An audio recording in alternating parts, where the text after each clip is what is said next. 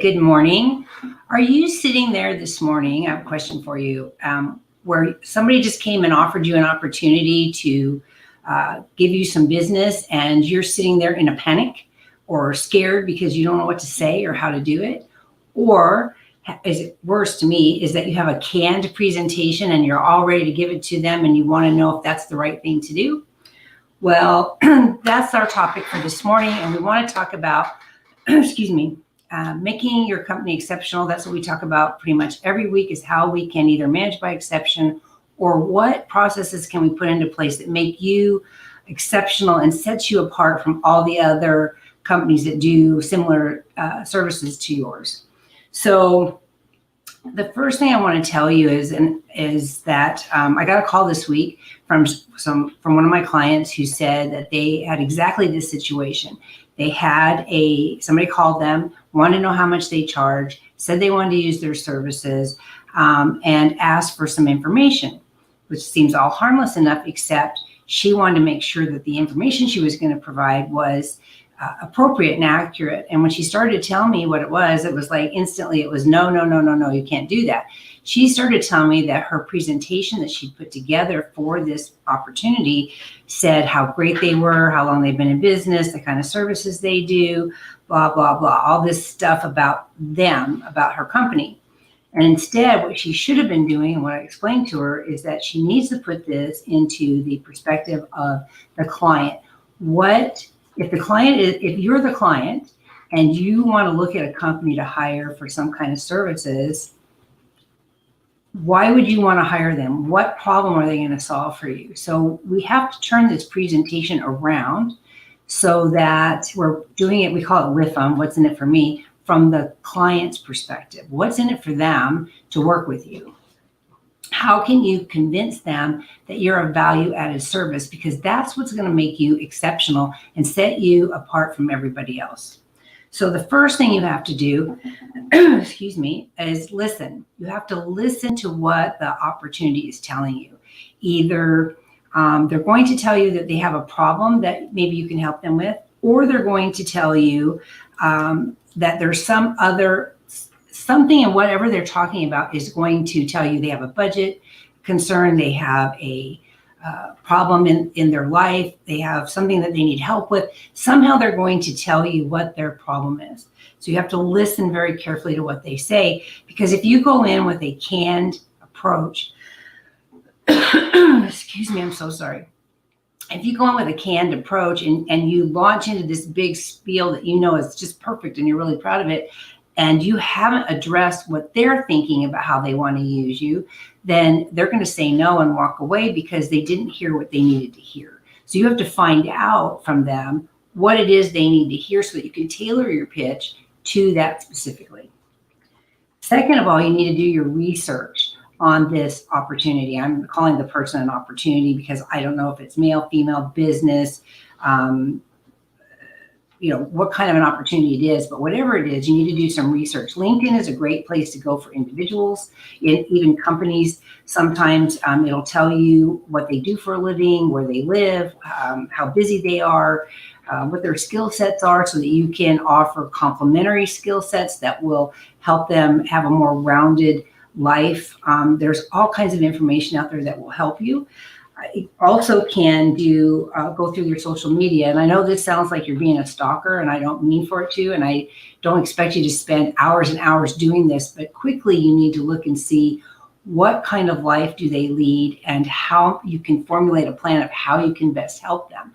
And that way you can do the actual what's in it for me from their perspective, because you're going to know what they're looking for, at least until they tell you.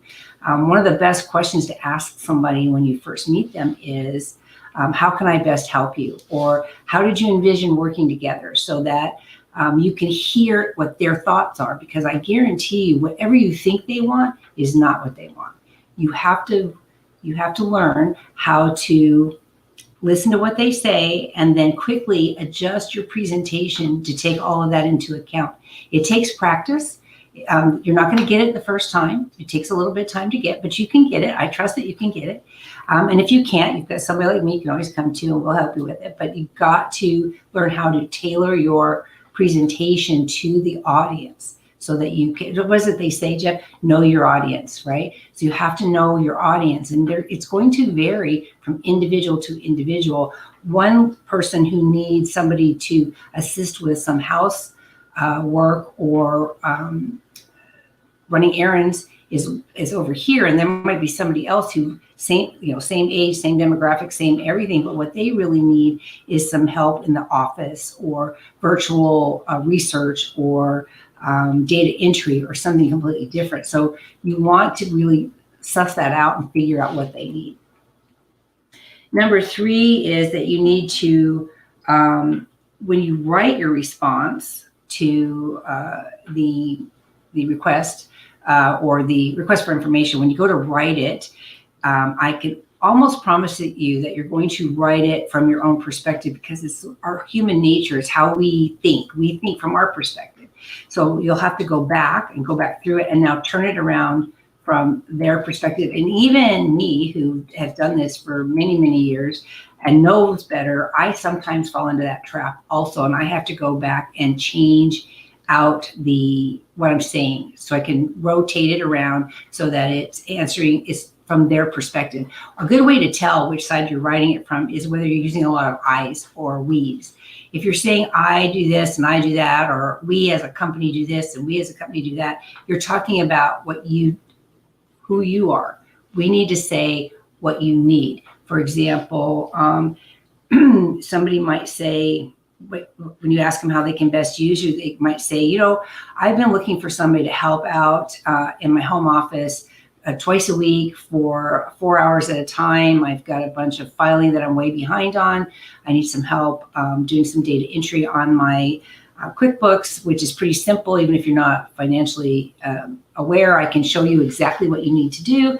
And so I need somebody who is detail oriented and who can organize themselves and work with little supervision, because I don't have time to monitor it.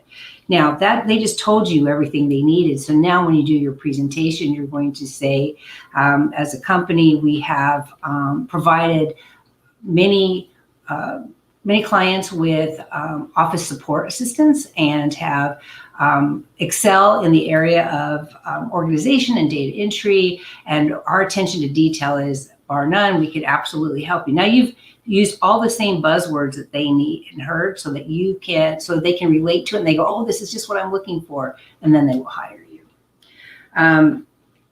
If somebody asks you, how much do you charge? And this happens a lot, especially if you don't have it on your website. I've got an email in my inbox right now with somebody who's responding to a kind of a sales promotional email I sent out yesterday to a group. And one of the questions in her list, I've got all these questions, and one of them is, how much do you charge?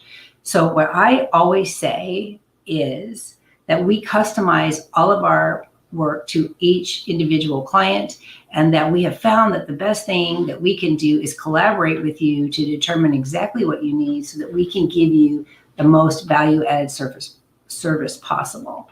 Okay, I haven't told her what my hourly rate is. I haven't told her how much it's going to cost her, because I really don't know what she wants yet. I don't know if she wants 10 hours a week or she wants 30 minutes a week. I don't know what she needs. And I've also been learning lately that it's better not to talk in an hourly perspective and talk more from a service perspective. Ultimately, you get to hours, but if you can talk about what how you're going to help them and not specifically how many hours you're going to spend, I think it might go a long way to helping you close these deals.